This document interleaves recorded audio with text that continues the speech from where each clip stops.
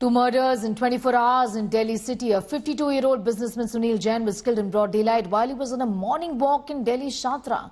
Two miscreants shot 6 rounds of bullets, killing Sunil Jain on the spot. Another incident took place in the wee hours of Saturday when a quarrel between neighbors led to stabbing, killing one, leaving the other injured. These incidents have sparked political uproar, raising big questions on the security and the law and order situation here in Delhi. The former Delhi Chief Minister Arvind Kejriwal hit out at the BJP and said that Modi government has turned Delhi into Jungle Raj. He's gone on to say the Delhiites are living in fear as BJP is not handling the law and order situation right. Heading back at Arvind Kejriwal, BJP said that Kejriwal blames Amit Shah in Delhi and his mum on increasing crimes in Punjab.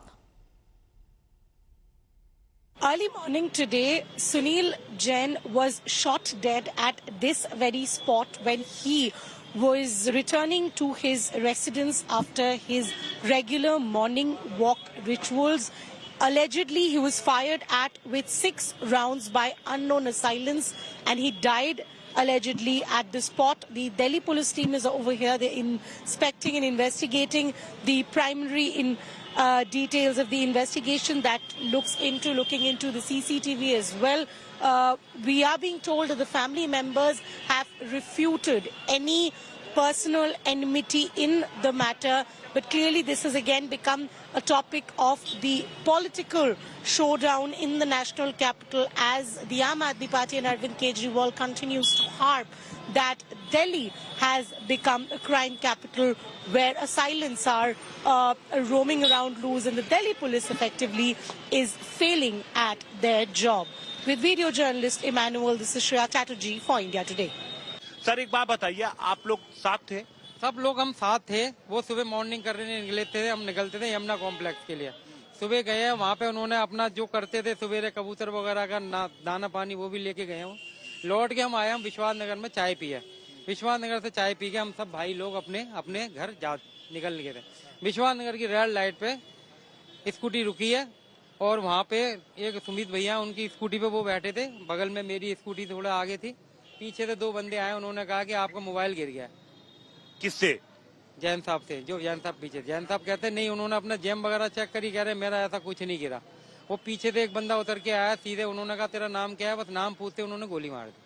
अच्छा, आप पास भी थे, आपने देखा ये? हाँ, मैं थोड़ा आगे था पर मैंने गोली की आवाज सुनी। फिर दूसरा बंदा आया, जब जैन साहब नीचे गिर गए तब हम इधर उधर हो गए थे। मैं कहा वो तो कहीं भी गोली चला सकते थे। पीछे 4-5 गोलियां मारी उनके, वो मैंने देखी थी, मतलब चल रही थी गोलियां। बड़े करीब से मारी उन्होंने गोली। और जो आगे बैठे थे वो बाल बंदा भैया स्कूटर गिर गया, वो बंदा साइड में खड़ा, वो क्या कर रहे हो क्या कर रहे हो चीख रहे थे। हम लोग क्या करते फिर उसको, बाल बच गए। बाल बच गए। वो आज सुबह हम लोगों को पीसीआर कॉल रिसीव हुई है 8:36 पर सुबह मॉर्निंग में।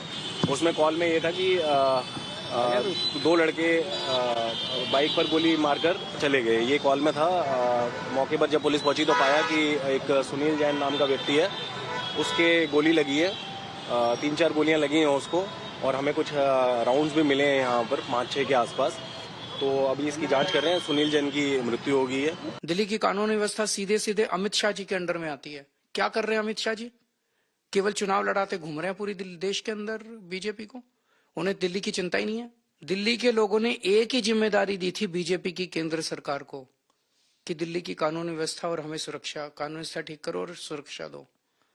दिल्ली पुलिस उनके अंडर में आती है और केंद्र सरकार में गृह मंत्रालय के अंडर में आती है दिल्ली की सुरक्षा, और गृह मंत्री अमित शाह हैं। तो जाहिर तौर पे उनसे प्रश्न पूछे जाएंगे कि आपने ये दिल्ली का क्या हाल करके रख दिया है।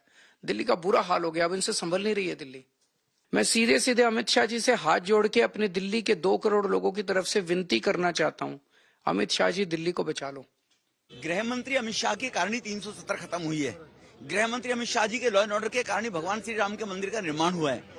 गृह मंत्री अमित शाह जी की स्ट्रेटेजी के कारण ही देश के अंदर लंबी सड़कें, हाईवे बन गए हैं। 7 अस्पताल से लेकर मोदी जी के नेतृत्व में 22 अस्पताल बन गए।